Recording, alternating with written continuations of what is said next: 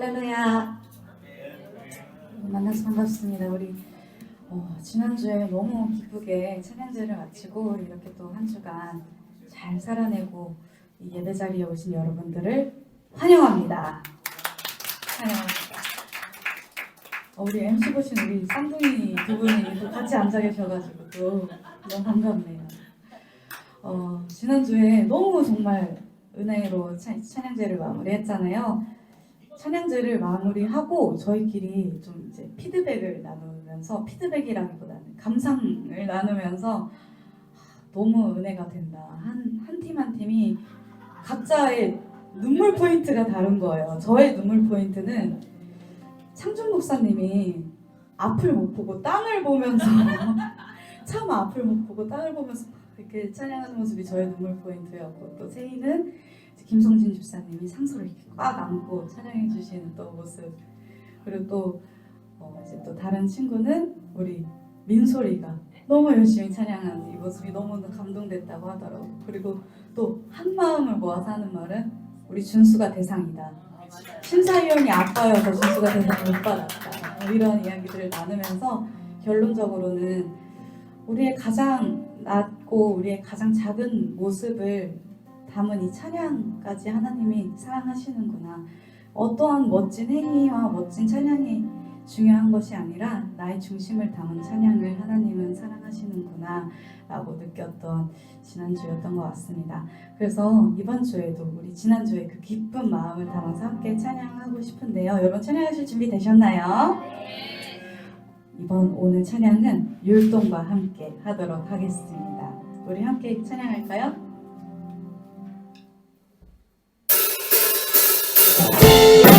자, 함께 박수 치면서 찬양하도록 할게요.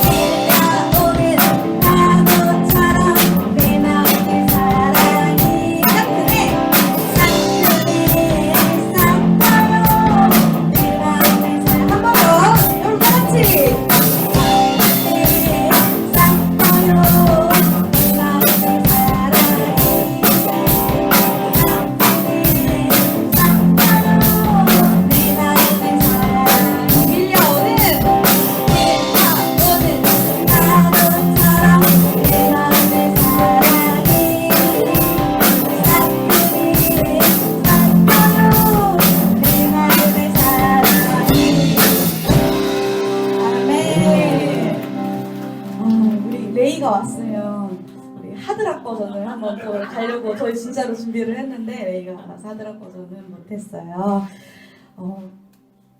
계속해서 찬양하도록 하겠습니다. 정말 저는 이 찬양을 이제 들으면서 이렇게까지 원곡을 들으면서도 이렇게까지 눈물이 안 났는데 너무너무 저에게 은혜가 됐습니다. 우리 나에게 이 찬양을 불러주면 좋겠고요. 그리고 서로에게 이 찬양을 불러주면 좋겠습니다. 너는 고치 않게 찬양하겠습니다.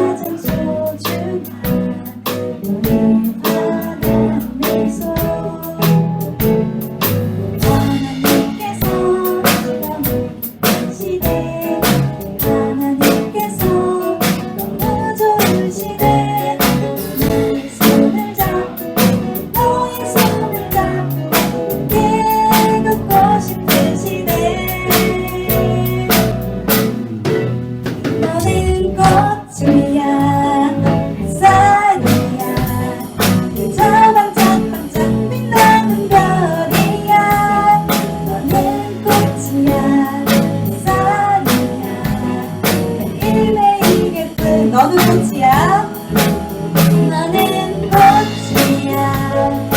쌀이야.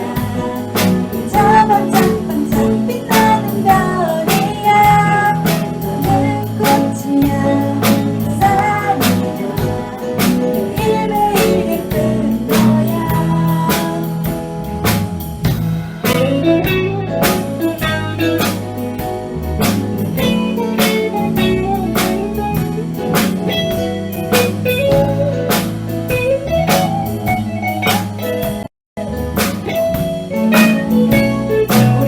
나의 가슴에 손을 얹고 함께 하나님께서 너무 예쁘시네.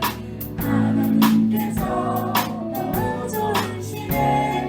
나의 손을 잡고 너의 손을 잡고 걷고 싶은 한 번 더 하나님께서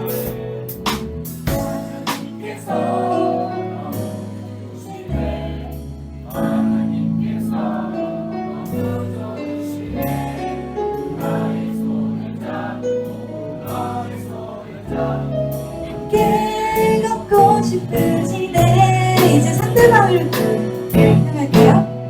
너는 꽃이야. 쌀이야. 저 반짝반짝 빛나는 별이야. 너는 꽃이야. 쌀이야. 매일매일 예쁜 너. 너는 자유해. 너는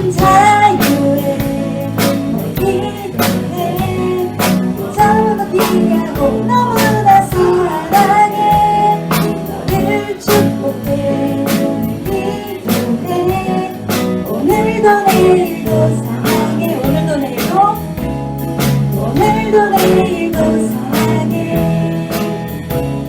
오늘도 내일도 사랑해.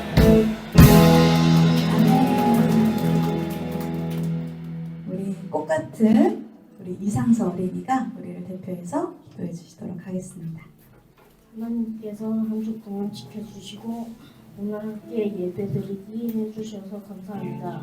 우리 교회의 모든 사람이 건강할 수 있도록 하나님께서 인도해 주세요.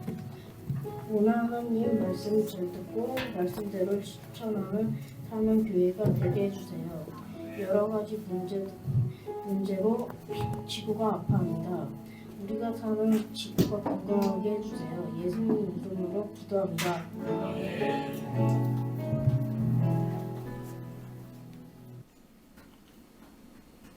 오늘 우리가 함께 나눌 말씀은 갈라디아서 2장 11절에서 16절까지 말씀을 나누려고 합니다. 제목은 베드로의 위선. 네, 이 말씀을 같이 함께 나누려고 합니다. 그런데 게바가 안디옥에 왔을 때에 잘못한 일이 있어서, 게바는 베드로입니다. 베드로가 안디옥에 왔을 때 잘못한 일이 있어서 나는, 바울은 얼굴을 마주보고 그를 나무랬습니다. 그것은 베드로가 야고보에게서 몇몇 사람이 오기 전에는 이방 사람들과 함께 음식을 먹다가 그들이 오니까 할례 받은 사람들을 두려워하여 그 자리를 떠나 물러난 일입니다. 나머지 유대 사람들도 그와 함께 위선을 하였고 마침내는 바나바까지도 그들의 위선에 끌려갔습니다. 나는 그들이 복음의 진리를 따라 똑바로 걷지 않는 것을 보고 모든 사람 앞에서 게바에게 이렇게 말하였습니다. 당신은 유대 사람인데도 유대 사람처럼 살지 않고 이방 사람처럼 살면서 어찌하여 이방 사람더러 유대 사람이 되라고 강요합니까?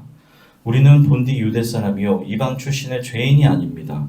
그러나 사람이 율법을 행하는 행위로 의롭게 되는 것이 아니라 예수 그리스도를 믿는 믿음으로 의롭게 되는 것임을 알고 우리도 그리스도 예수를 믿은 것입니다. 그것은 우리가 율법을 행하는 행위로가 아니라 그리스도를 믿는 믿음으로 의롭다고 하심을 받고자 했던 것입니다. 율법을 행하는 행위로는 아무도 의롭게 될 수 없기 때문입니다. 아멘.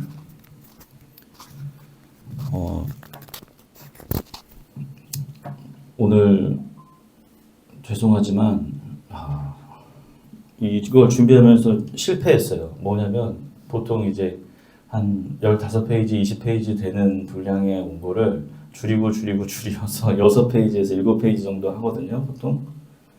근데 이제 20페이지부터 시작해서 줄였는데 죄송합니다. 실패했어요. 10페이지까지 밖에 못 줄였어요. 그 얘기는 이제 길다는 얘기죠. 네. 어젯밤에 11시 반에 이제 교회 준비하다가 와이프한테 전화가 왔어요. 집에 왜 안 들어오냐 도대체. 그래서 자기야 이거 지금 내가 줄이다가 실패했어. 그랬더니 와이프가 다 줄여. 다 줄여. 뭐 예우하고 뭐고 다 빼. 다 줄여. 말씀만 얘기해. 그냥 전화를 끊었습니다. 왜냐면 줄일 수가 없었거든요. 그리고 집에 가서 이제 12시 반쯤 잠들었고 5시 반에 일어나서 와서 줄였는데 못 줄였어요. 여러분들 부탁드리기는 사실 뭐 길면 지루할 수 있죠. 그러나 우리가 드라마를 봐도 1시간 그 분량의 드라마가 모두가 다 재밌는 내용은 아니잖아요. 그 이제 중간에 이제 뭐 끼어넣은 어떤 시간을 채우기 위한 내용도 있고. 그런데 오늘은 좀 여러분에게 이 얘기를 꼭 한번 좀 심각하게 우리가 고민해보고 넘어가야 되겠다는 생각에 이 얘기를 나누려고 합니다. 네.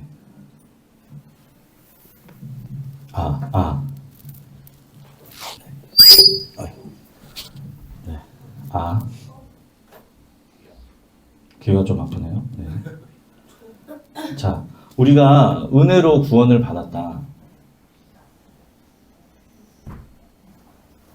은혜로 구원을 받았지만 그 구원을 받은 다음에가 중요하잖아요.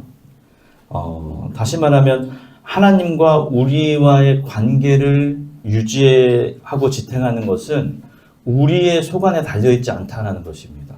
그러니까 우리가 무언가를 한다고 해서 우리가 어떤 것을 열심히 한다고 해서 하나님과 우리의 사이가 뭐 더 좋아지거나 뭐 그것이 끈끈해지거나 한다는 게 아니에요. 그 얘기는 뭐냐면 결국 우리와 하나님의 관계를 주도하시는 분은 결국 하나님께서 우리에게 은혜를 베푸심으로 그 관계가 유지된다는 것입니다. 그러나 우리는 때때로 착각하고 우리가 무언가를 열심히 해서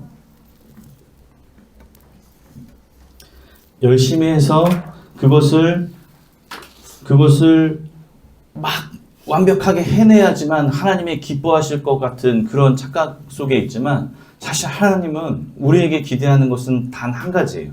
우리가 하나님을 믿냐 아니냐라는 거죠.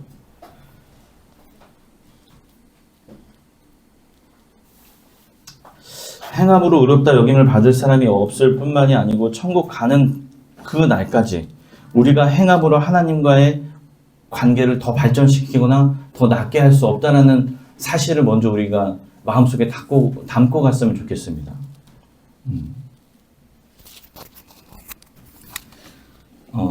끊임없이 하나님이 우리에게 은혜를 공급해 주셔야지만 우리가 살아갈 수 있다는 사실에 주목했으면 좋겠습니다. 근데 우리가 신앙생활을 은혜로 시작했는데 어디에서 문제가 생기냐면요. 보통 착한 사람에게서 문제가 생깁니다. 뻔뻔한 사람들은요. 그래 은혜로 구원받아 이래 버리면 그냥 쉬워지는데 은혜로 구원받지 그냥 그래. 근데 이제 좀 유교의 영향도 받고 우리가 좀 이렇게 좀 체면이 중요한 나라잖아요, 우리나라가. 그러다 보니까 착해야만 한다는 어떤 강박이 있는 것 같아요. 저를 비롯해서. 네.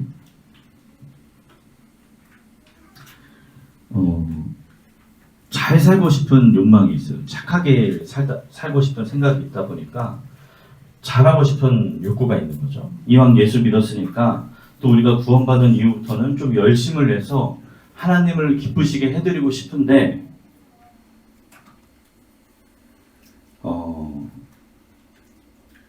그렇게 마음을 갖다 보니까 마음의 확정을 어떻게 하냐면 나는 예수 믿고 나는 교회 다니니까 착하게 살 거야. 나는 의인이 될 거야 라고 스스로 결정해 버립니다. 그러니까 우리가 의인이 될 수 있는 방법은 없는데 우리가 그래 이왕 예수를 믿은 거 좋은 취지에서 나는 의로운 사람이 될 거야 라고 결정하게 된다는 거죠. 여기서부터 문제가 생깁니다.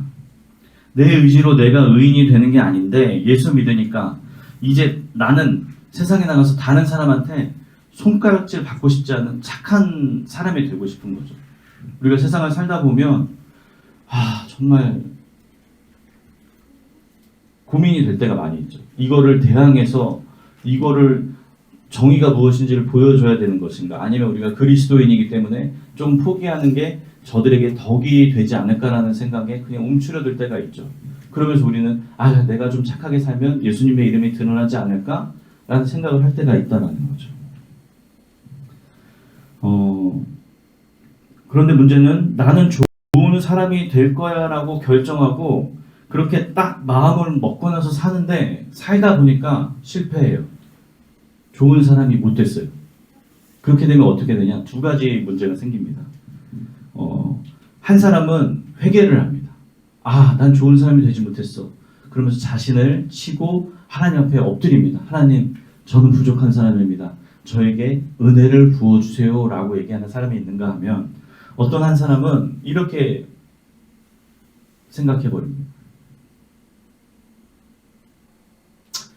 부끄러운 줄 알고 하나님께 다시 나가서 은혜를 구하면 되는데 은혜를 구하지 않고 척을 합니다. 죄 없는 척, 죄 안 지은 척, 잘못하지 않은 척, 의로운 척. 이게 이제 종교화 되어 가는 거죠. 그러니까 종교라는 건 뭐냐면 정의를 하면 이거예요. 복음이 없이 그냥 이 활동을 하는 걸 종교라고 말하는 거예요. 믿고 있는데 복음이 없이 그냥 무엇을 믿는지도 모르고 종교 생활을 하는 거예요. 그렇게 많은 사람들이 여기서부터 척을 하기 시작한다는 거죠. 죄 안 지는 척, 거룩한 척, 예배 드리는 척, 교회 나오는 척, 이런 것들로부터 이제 우리가 잠식돼 가고 있다는 거죠. 생명 없는 신앙 생활로 가는 단계에 놓여 있다라는 것입니다. 아담과 하와가요, 죄성이 들어왔어요. 그 죄성이 우리에게 유전됐다라고 얘기하잖아요. 아담과 하와가 하나님께 죄를 범했습니다. 선악을 알게 하는 나무를 따먹은 다음에 첫 번째 행동이 뭡니까? 하나님 앞에 와서 잘못했습니다 라고 얘기한 게 아니라요, 그 먹은 사실을 숨기는 거예요. 숨어버리죠. 하나님의 눈에 안 띄면 이 죄를 모를 줄 알고 있는 거예요. 엄청난 착각이죠.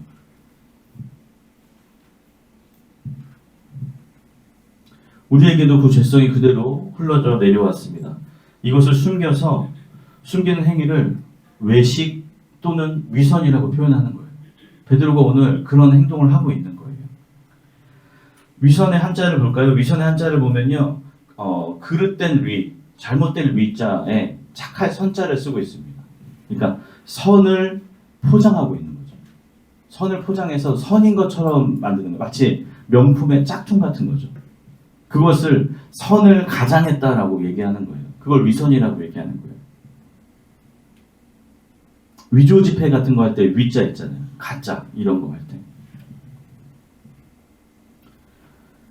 이 선, 착해지려고 하다가 안 될 때 하나님께 잘못했습니다가 아니고 그 잘못이 없는 척 하는 것. 그때 이제 위선이 나온다는 거죠. 내가 착해 보여야 되니까, 내가 의로워 보여야 되니까, 아무 문제 없어야 보여야 되니까 어떻게 해요? 거짓을 선으로 포장하게 되죠. 내가 실수가 많고 나는 죄가 많고 실제로 의롭지도 않습니다. 그런데 그걸 인정하기가 싫은 거예요. 그때 우리는 아까도 얘기했지만 하나님께 엎드리면 되는데, 은혜를 구하면 되는데 그렇지 않은 척 한다라는 거죠. 이게 현대 기독교의 가장 큰 문제점입니다. 우리가 찬양을 하잖아요. 찬양을 할 때 그 마음의 중심이 하나님께로 향하지 않을 때가 많잖아요. 그럼에도 불구하고 어떻게 해요? 손을 들고 눈물을 흘리고 찬양을 하는 모습, 저 솔직히 있습니다. 그래야 될 것 같아서, 그렇게라도 하면 하나님이 나를 조금 더 불쌍히 여기지 않으실까? 안 하는 것보다 낫지 않을까? 이런 착각 속에서 우리가 선을 포장하고 있다는 거예요.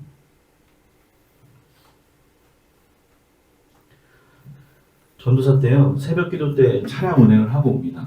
차량 운행을 하고 오면 이제 뭐 30분 설교가 끝나면 한 10분 기도하고, 저는 이제 시동을 걸어놓고 히터를 틀어놓고 있으면 성도님들이, 할머니 권사님들 이제 내려오셔서 이제 집에다 다 모셔다 드리면 한 30분 정도 차량 운행하고 돌고 와서 이제 예배당 맨 뒤에 앉아서 기도를 합니다. 처음에 기도를 하죠. 너무 피곤해요. 신학생 때, 전도사 때 너무 막 피곤하니까 졸린데도 기도를 합니다. 졸리면 그냥 올라가서 자면 되는데, 기도를 하는데 기도도 하지 않으면서 졸고 있으면서 모든 성도들이 다 나갈 때까지 그러고 엎드려 있는 거예요. 그거는 뭐냐면 성도들에게 저의 그 의의를 보이고 싶은 거죠. 나는 이렇게 기도하는 사람이야. 나는 이렇게 기도하는 전도사입니다. 근데 혹은 또 제 안에 불안한 마음은, 내가 기도하지 않으면 성도들이 나를 저 전도사 기도도 안 해 라고 생각할까봐 억지로 거기에 엎드려서 기도하는 거예요. 그러다 어느 날은 완전히 꿈나라로 갔어요. 일어났더니 10시에요. 6시에 새벽 기도가 끝났는데 10시에 충격을 받았어요. 완전 편하게 잔 거예요. 성도들을 의식해서 하는 그 기도가 저의 위선이었습니다. 그런 모습이 아직도 여전히 저 안에 있죠. 그러나 이 모습을 깨닫고 그것으로부터 돌이켜 하나님의 은혜를 구하는 그 훈련이 우리에게 필요하다는 사실을 같이 함께 상기시키고자 이 말씀을 하고 있는 것입니다.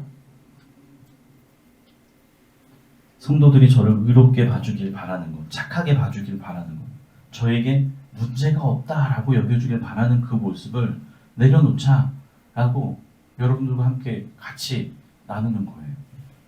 우리의 신앙생활에 이러한 문제가 굉장히 많이 들어와 있습니다.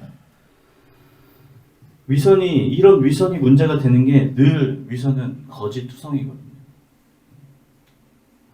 기도를 안 하면서 두 손을 모으고 있고요. 하나님을 사랑하지 않는데 성경을 보고 있고요. 하나님을 사랑하지 않는데 손을 들고 찬양을 하고 있고요. 이게 다 외식이라고 표현하는 겁니다. 외식. 외식이라는 말이 여러분 밖에 나가서 밥 먹는 거 아닌 거 알죠? 상수야 알지? 알지? 겉으로 행해지는 의식을 얘기하는 거예요. 겉으로 행해지는 의식. 허례허식 들어봤죠? 예는 예인데 그 안에 진짜 예의에서 갖춰야 될 존중과 리스펙이 빠져있는 그냥 빈 의식을 말하는 거예요. 그런 걸 얘기하는 거예요.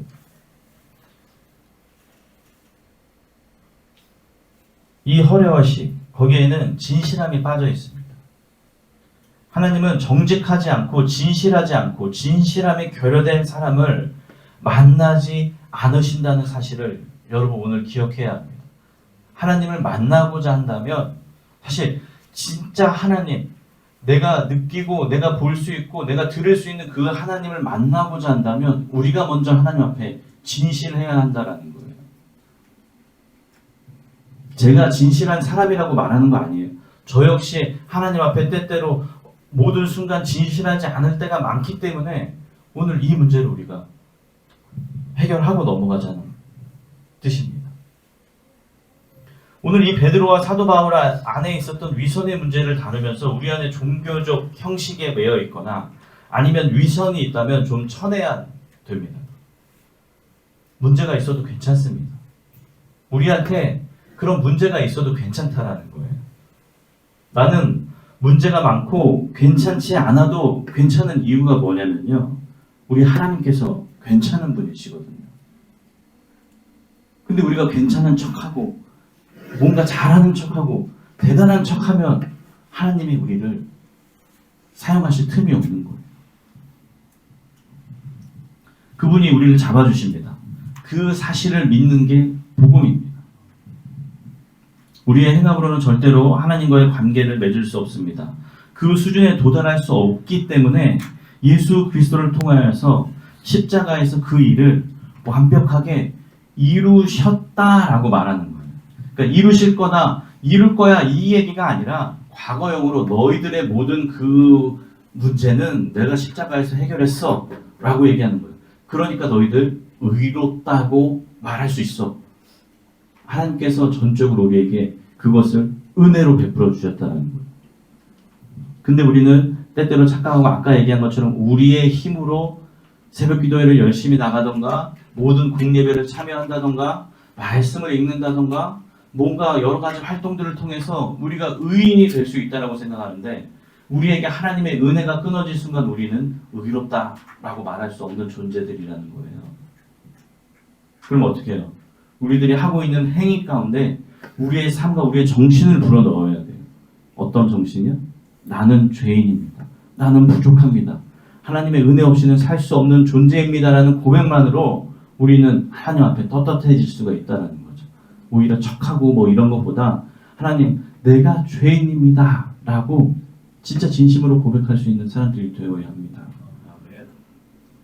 오늘 베드로가 이제 문제가 생겨요. 사도 바울은 갈라디아서뿐만 아니라 그의 서신서 전체를 이 한마디에 녹여냅니다. 그게 믿음으로써 의롭다함을 얻는다라고 말한 거죠. 내가 의로워져서 의를 이루어내는 게 아니고 수동태라는 거죠. 그러니까 내 힘이 아니라 밖에서 오는 힘으로 내가 그렇게 된다라는 거죠. 예수 그리스도가 행하신 일을 통해서 내가 의로워질 수 있다라는 거죠. 내 의지와 상관없이. 그래서 성경에서 믿음으로 의롭다함을 얻었을 때라고 얘기하는 거는요. 여기서 믿음이 포커스가 아니에요. 반대급부가 중요한 거예요. 그 당시 사람들은 어떻게 해요? 정결법과 안식일법과 의식법을 엄청나게 중요하게 생각했어요. 그런 행위들, 모든 구제하고 뭔가 하나님의 뜻에 맞게 사는 모든 행위들로는 하나님의 의에 이를 수 없다. 그럼 뭐냐? 반대로 하나님을 믿음으로서만 우리가 의로움을 얻을 수 있다라고 얘기하는 거예요. 그러니까 믿음이 포커스가 아니라 행위로 할 수 없는데 그럼 어떻게 하냐? 십자가에 달리신 그 사건은 믿음으로써 우리는 의롭다함을 얻을 수 있다. 이 이신칭의 교리가 우리의 삶 속에서 정말 날마다 끊임없이 묵상되어지고 생각되어질 때 우리는 이 의롭냐 의롭지 않냐 이 문제에서 자유로워질 수 있다는 거예요. 하나님이 믿음으로 구원받도록 하신 이것 자체가 은혜예요. 왜냐하면 인간이 그동안 구약시대 보세요. 율법으로 얼마나 많이 노력을 했습니까? 수많은 노력을 했는데도 하나님 앞에 완전한 인간이 한 명도 없는 거예요. 이 방법으로 안 되니까 어떻게 해요? 예수 그리스도를 우리 가운데 보내셔서 그 예수 그리스도가 우리의 죄를 담당하시고 십자가에 달리신 그것을 믿는 믿음으로 우리가 하나님 앞에 설 수 있게 된 것이죠. 내 죄를 인정하고 내가 이렇게 부족한 자임에도 불구하고 하나님께서 용서해 주셨구나라는 그 은혜를 알아야만 우리가 누군가를 관대하게 대하고 용납하고 사랑하고 그렇게 흘려보낼 수가 있게 되는 것입니다. 인간의 의지로 할 수 있죠. 착한 사람이 착하게 누군가를 섬길 수 있죠. 베풀 수 있죠. 그러나 그 플로잉에서 얘기했잖아. 넘치는 것을 나눠줄 수 있을 때 우리가 같이 행복해질 수 있는데요. 인간의 착함으로 넘치지 않고 나도 지금 고갈되어져 가고 있는데 그것을 꺼내서 나누면 더 빨리 고갈될 뿐이라는 거죠. 그래서 우리가 교회 안에서 베풀고 나누고 사랑할 때 기쁨이 충만할 수 있는 거는 하나님께 공급받는 은혜가 흘러 넘칠 때 그렇게 자연스럽게 이렇게 흘려보낼 수 있죠. 상서가 아까 와서 어제 너무 재밌었다고 고백을 뭐 했냐면 어제 우리 세영이랑 청년들이 케이크를 만드는 걸 갖고 와가지고 상서 보고 케이크 만들기 준수랑 케이크 만들기를 했어요. 또 우리 친구들이 가까이 살면 불러가지고 막 할 텐데 뜬금없이 부르기가 너무 먼 거리잖아요.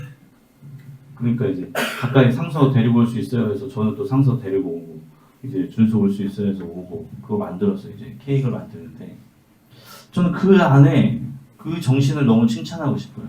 무언가를 나누고 싶고 무언가를 같이 함께 하고 싶은 그것들을 참 이 교회 너무 따뜻하고 좋다라는 생각이 들어지는데 그게 우리의 생각과 우리의 힘만으로 하다가는 지쳐서 언젠가 포기하게 될 거예요.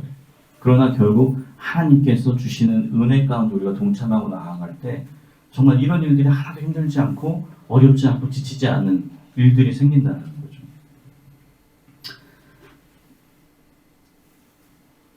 그러니까 여러분들 오늘 예수 믿는 사람인데 내가 교회를 다니는 사람인데 내가 이렇게 은혜를 받은 사람인데 내 뜻대로 잘 안 살아지는 그 모습 보면서 우리 스스로 실망하신 것 그게 뭐 불편하거나 어려운 사실이 아니라는 것을 우리 함께 그냥 같이 함께 보듬고 갔으면 좋겠습니다. 잘 안 사라지죠. 그래서 우리에게 은혜가 필요한 거 아닙니까? 그게 진짜 정상이죠. 근데 나는 잘하고 있어. 나는 똑바로 서 있어. 나는 정말 하나님 나를 쓰지 않으면 누구를 쓰셔? 이런 생각을 한다는 것은 정말 위험한 생각이 될 수 있죠. 그 실망 때문에 좌절하지 않았으면 좋겠습니다. 괜찮지 않아도 우리가 그냥 별로 그렇게 대단치 않아도 하나님께서 여전히 붙잡아 주신다는 것. 우리가 그 잘못함을 가지고 주께 회개하고 돌이키면 되는데 그냥 돌아가면 되는 겁니다.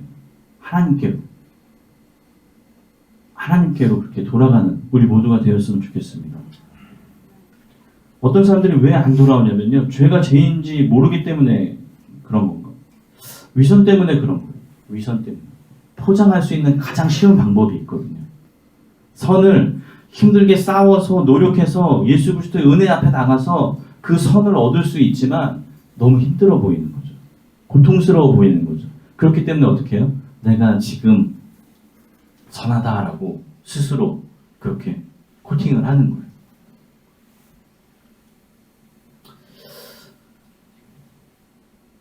너무 완벽해지려는 그것도 죄인 거죠.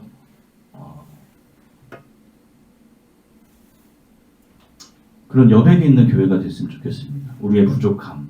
그래서 그 부족함 가운데 하나님의 은혜가 막 채워져가지고 그래서 더 잘 되는 것들.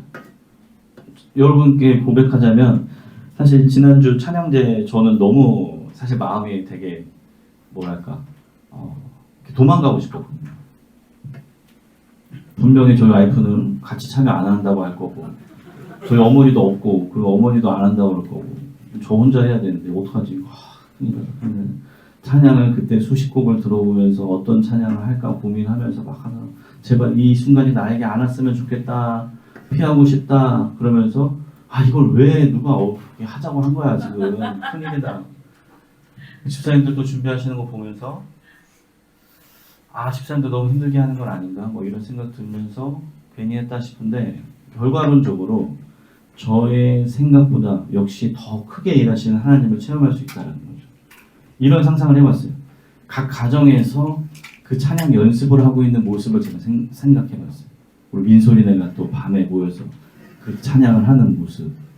그다음에 우리 강병선 집사님이 그거를 흔드는 모습 되게 막 웃으면서 행복했을 거 아니에요.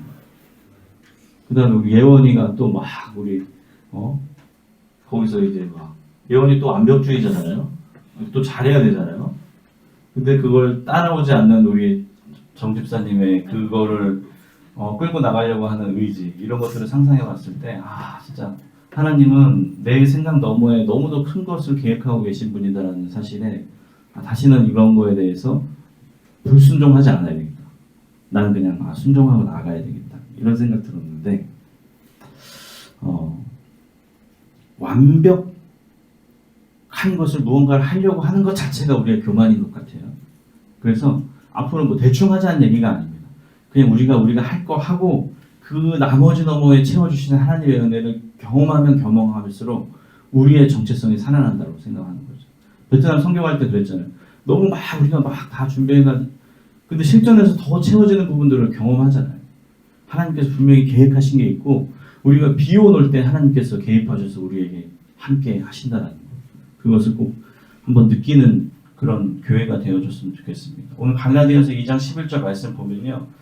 게바가 안디옥에 이르렀다라고 얘기해요. 책망받을 일이 있어서 그를 대면해서 책망하는데 어떻게 되냐면 바울이 베드로를 공개적인 자리에서 혼내주는 거예요. 이 얘기를 예전에도 한번 설교한 적이 있는데 좀 다른 각도에서 지금 얘기하고 있는 거예요. 천하의 베드로를 제1대 교황으로 생각한다고 했잖아요. 가톨릭에서는 베드로가. 왜냐하면 예수님께서 반석 위에 내 교회를 짓겠다고 얘기했는데 그 반석이 베드로잖아요. 그 천하의 베드로를 바울이 어떻게 해요?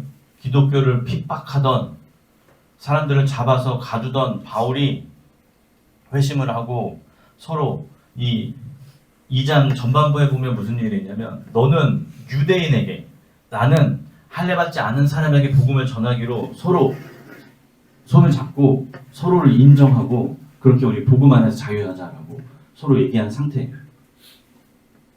히터를 좀 꺼주실까요? 그럼.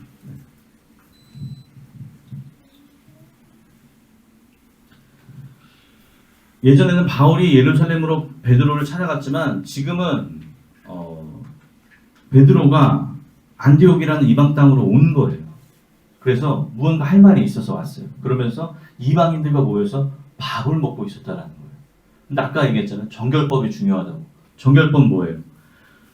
부정한 음식을 먹으면 안 돼요. 근데 이방인들이 만든 음식은 부정한 거예요. 그래서 이 부정한 음식을 먹으면 안 되는데 사도 바울과 베드로는 합의를 한 게 뭐냐면 이제 구원이나 그 의롭다함은 우리가 어떤 그런 율법을 행함으로써 얻는 것이 아니라 예수 그리스도를 믿는 믿음으로 얻는 거니까 이젠 이것들을 먹어도 부정한 음식을 먹어도 우리 부정한 게 아니야라는 합의가 이루어진 상태라는 거예요. 근데 베드로가 이제 이 말씀을 보면 뭐라고 해요? 야고보에게서 몇몇 사람이 오기 전에는 베드로가 음식을 막 먹었는데 그 사람들이 오니까 어떻게 해요? 그 자리를 박차고 일어나서 그 이방인들과 밥을 안 먹은 것처럼 야고보에게서 온 사람들 그 사람들에게 보여주려고 하는 거예요. 야고보가 누구예요? 예수님의 형제였는데 이 사람은 지금 예루살렘 교회의 지도자입니다. 그 지도자가 베드로에게 무언가 협의할 게 있어서 사람들을 보낸 거예요. 그 보낸 사람들이 온다라고 하니까 그 자리를 벗어나서 이방 사람들부터 멀어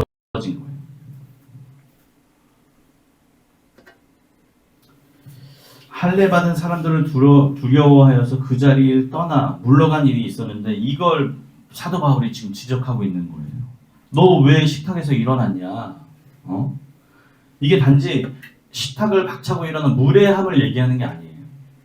베드로가 그 식탁에서 일어나는 행위가 베드로에게는 별일 아닌 것처럼 보여질지 모르지만 많은 사람에게 그 일어나는 행위 자체가 잘못된 메시지가 될 수 있다라는 거예요. 그것 때문에 사도 바울이 대놓고 면전에서 질책을 해버리는 겁니다. 공개적으로 왜 그럴까요? 뒤에서 좋게 얘기할 수도 있는데 지금 공개적으로 얘기하고 있는 거예요. 왜 그럴까요? 정결법이 중요하기 때문에 그렇겠죠.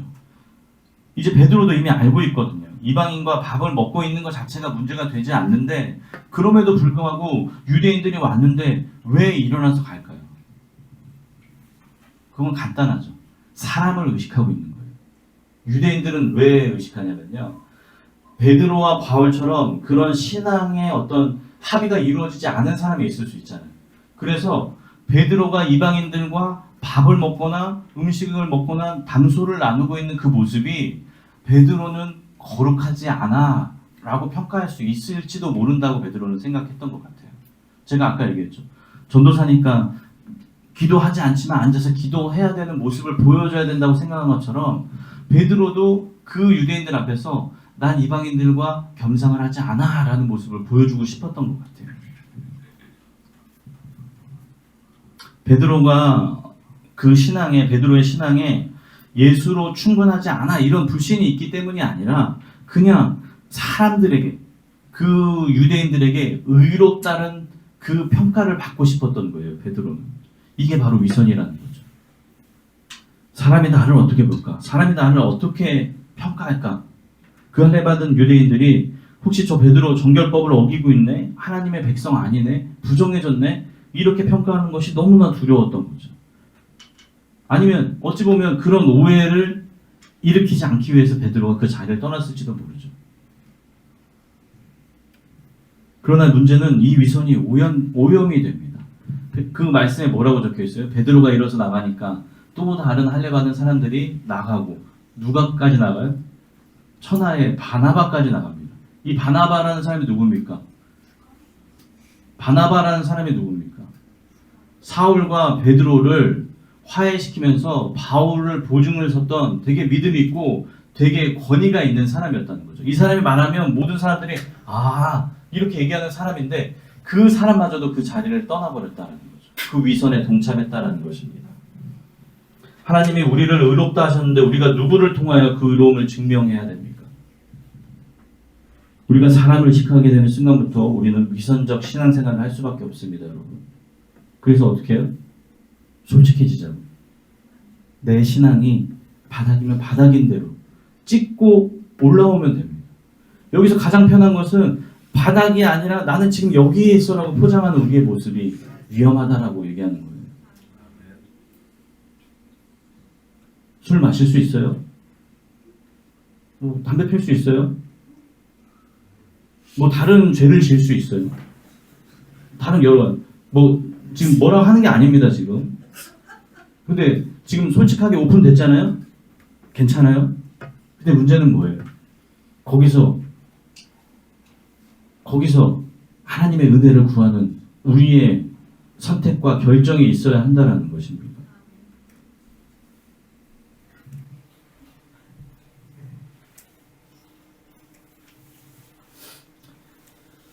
사도 바울은 왜 베드로를 혼냈냐면요. 이 베드로의 행동이 잘못된 메시지가 되어서 이렇게 퍼져나갈까봐 걱정이 됐기 때문에 이거를 강력하게 얘기한 거예요. 예수 말고 정결 예식도 중요하구나. 율법도 중요하구나. 그 믿지 않는 연약한 사람들이 그런 생각을 하게 될까봐 바울이 지금 강력하게 지금 베드로를 혼내고 있는 거예요. 이방인들은 할례를 통해서만 유대인들과 같이 되어야지만 그들과 식사를 할 수 있구나. 그런 메시지가 되어버린 거예요. 그 행동이. 사실 그게 중요한 게 아니잖아요. 할례가 중요한 게 아니잖아요. 베드로가 직접 말하진 않았지만 그 앞에 있는 이방인들에게 한 메시지가 뭡니까? 나는 너와 달라. 나는 할례를 받았고 너는 할례를 안 받았어. 너는 이방인, 나는 유대인. 너랑 나는 달라. 이렇게 얘기하고 있는 거예요. 그 자리에서 일어난 행위가. 나는 너보다 우월해. 나는 너 수준의 사람과 밥을 먹을 사람이 아니야 라고 선긋기를 해버린 거예요. 교회 생활에서도 얼마나 많은 이 종교 생활, 복음이 빠진 그냥 종교 생활이 이 위선적인 신앙생활이 판을 치고 있는지 모릅니다. 저는 복음을 반대에 뭘로 얘기할까 하면 그냥 종교라고 표현하고 싶어요. 종교는 그냥 이 모든 걸 통틀어서 얘기하지만 우리는 기독교를 믿고 있는 거지 종교를 믿고 있는 게 아닙니다. 종교의 특징은 다른 게 아니에요. 의식법이 이제 많은 예식이 있잖아요. 이 제사를 드릴 때는 어떻게 하고 뭐 어떤 걸 드리고 뭘 어떻게 하고 여러 가지들이 있잖아요. 유대인들이 특히 바리새인들이 잘한 게 뭡니까? 정결법을 지켜야 돼. 안식일법을 지켜야 돼. 할례를 받아야 돼. 태어난 지 8일 만에 할례를 받아야 돼. 라고 그렇게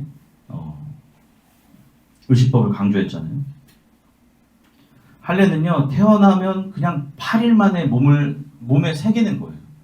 근데 여기에서 중요한 것은 내가 하나님을 사랑하지 않아도 할례를 새길 수가 있다는 거예요. 하나님을 사랑하는 그 할례가 나타났다가 하나님을 사랑하지 않으면 할례가 없어지는 게 아니라 하나님을 사랑하건 사랑하지 않건 나한테는 할례가 남아있어요. 근데 유대인들은 하나님을 사랑하는 게 중요한 게 아니라 이 할례가 중요하다고 생각했어요. 그래야지만 하나님의 백성이다라고 생각했어요. 그리고 이 할례 받지 않은 사람들을 이제 차원이 다른 사람으로 치부해버렸죠. 이 의식법으로 할례를 받으면요 그냥 몸에 갖고 사는 거예요. 율법을 소유했다고 여겨버리는데 그건 그냥 단지 우리 몸에 새긴 것일 뿐이라는 거예요. 중요한 것은 우리가 하나님을 사랑하는 마음이 있냐 없냐가 더 중요한 것인데 우리는 세례를 받거나 어떤 직분을 받거나 어떤 교회 안에서 어떤 것들을 행해 나갈 때 그 얻어지는 외형적인 모습이 더 중요하게 생각하는 사람들도 있다는 거예요. 교회 안에 이것이 너무 많이 들어와서 교회를 너무 외식하게 만든다는 거죠. 정결법. 손을 닦아야 돼요. 꼭. 음식을 먹을 때 손을 닦아서 먹었어야 돼요. 그렇지 않으면 법에 걸렸어요. 손만 닦으면 돼요. 제일 쉬운 거죠. 왜? 옆에서 보니까 손 안 닦으면 너 법을 어겼어라고 얘기하니까 손을 닦는 거예요. 부정해지니까 닦는 거예요. 안식일을 거룩히 지키라. 안식일에 일만 안 하면 되는 거예요. 그 예배 자리에 나와 있기만 하면 되는 거예요. 그럼 안식일법을 지킨 거예요. 그 안식일에 내가 어떤 마음으로 하나님께 예배를 드려야 되는지 중요하지 않고 우리 그냥 그 안식일을 지켰다라는 것, 그것이 중요하다는 거죠. 왜? 사람들이 보고 있으니까, 사람들이 평가를 하니까. 이런 의식법은 우리를 위선으로 이끌어갈 수밖에 없다는 거예요. 결국 우리가 끊임없이 사람을 의식하고 생각할 때마다, 저는 사람을 많이 의식하는 사람이거든요. 그리고 그럴 때마다 저는 위선의 늪에 빠지는 거예요. 여러분들 자유로운 교회가 되기를 소망합니다. 그래서 내가 부족하다, 내가 죄인이다, 모두가 함께 그렇게 커밍하라는 얘기가 아닙니다. 그냥 스스로 하나님과의 관계에서 엎드리는 시간이 있어야 합니다. 난 오늘도 실패하고 오늘도 주저앉습니다. 그러나 주님, 나에게 하나님의 은혜를 부어주십시오라고 그렇게 가장 간단하고 가장 원초적인 방법으로 우리 하나님 앞에 엎드렸으면 좋겠습니다. 막 손들고 찬양하고요. 막 그렇게 눈물을 흘려가면서 찬양하는 거 위험합니다. 위험합니다. 때때로는 그렇지 않을 때 그렇게 할 수 있으니까요. 어떤 사람은 정말 주님을 사랑함으로 손을 들 수 있지만 또 어떤 사람은 옆에 사람을 의식함으로 손을 들 수 있어요. 손을 안 드는 사람 되게 용감한 사람이에요. 그 사람이 가능성이 있는 거예요. 근데 어떤 사람 어때요? 우리 손 들고 찬양합시다 그러면은 어때요? 난 한 번도 해보지 않은 이 행동을, 태어나서 손을 들어보지 않은 이 어디 가서 해본 적 없는 이 행위를 교회 와서 할 수밖에 없잖아요. 가장 좋은 건요, 손 들고 찬양합시다 할 때 우리가 그냥 자유롭게 손 들고 찬양할 수 있는 상태를 모두가 함께 추구하며 나아가면 좋죠. 그러나 손 들고 찬양할 수 없을 때, 그때 하나님께 이야기할 수 있어야죠. 주님, 나에게 은혜를 부어주세요.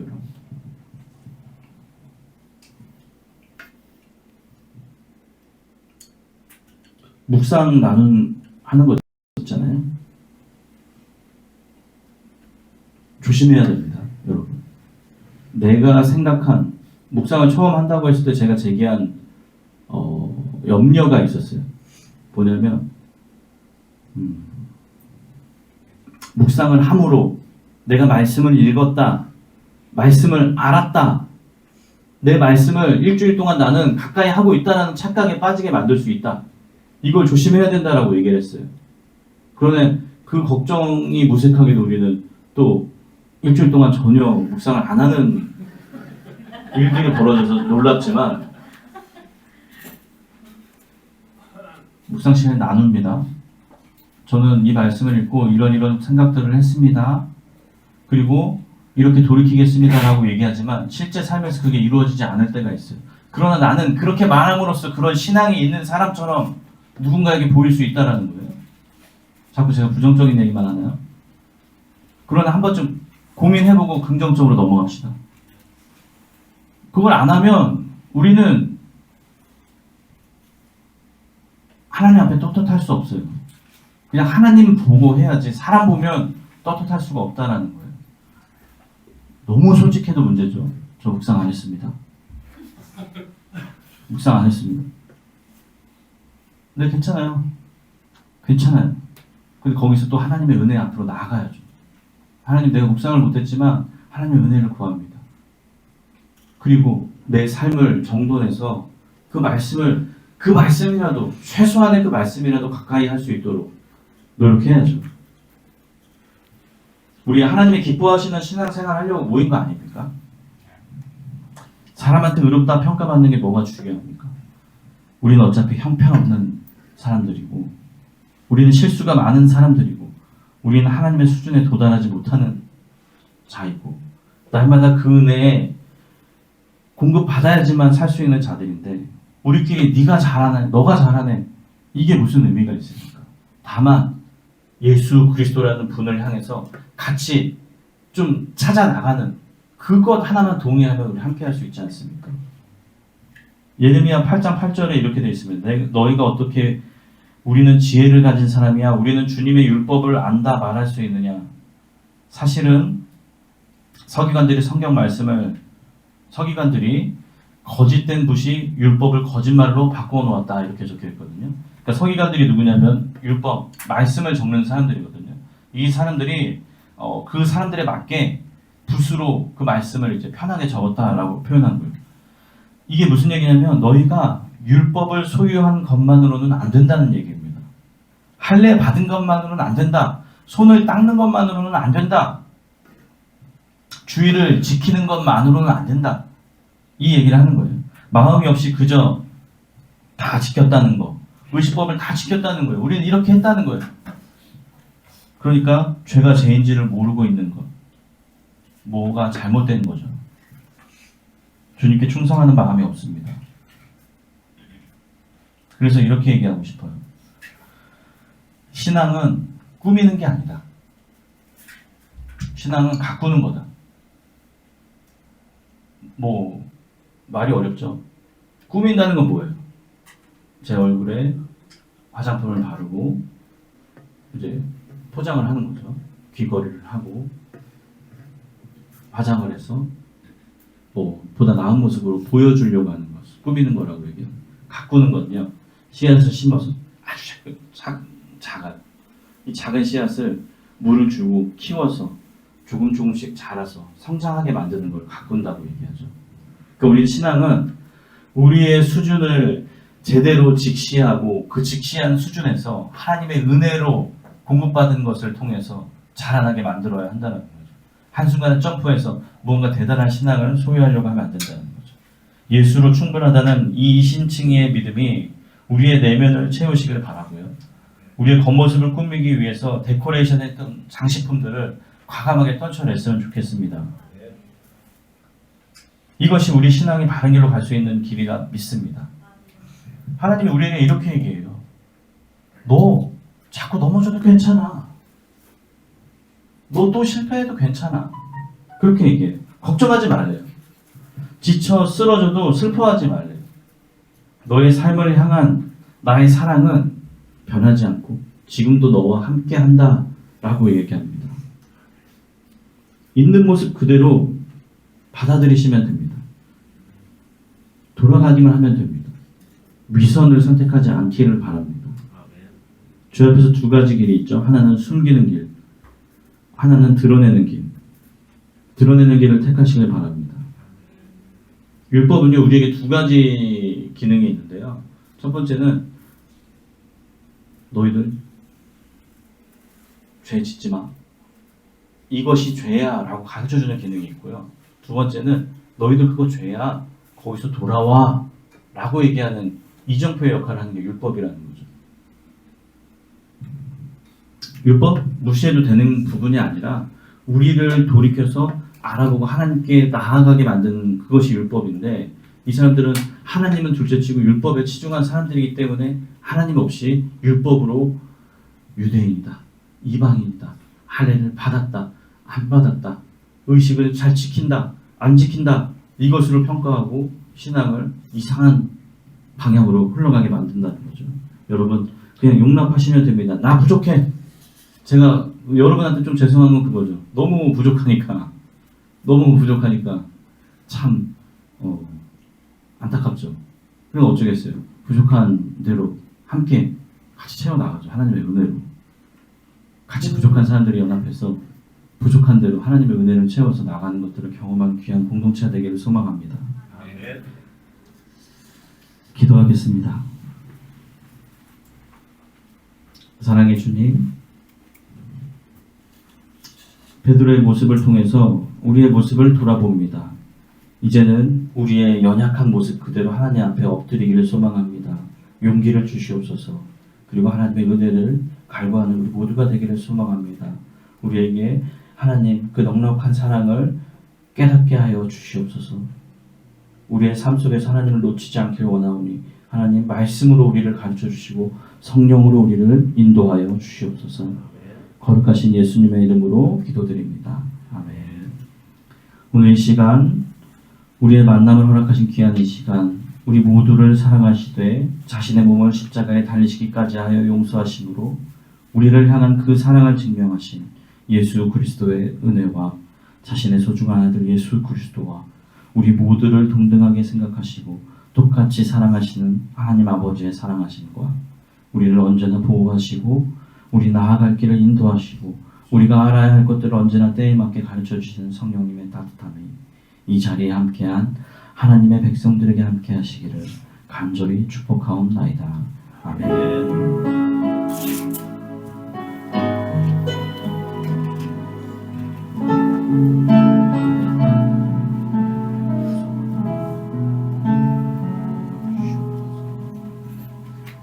우리 하나님께 영광의 박수 올리겠습니다. 감사합니다.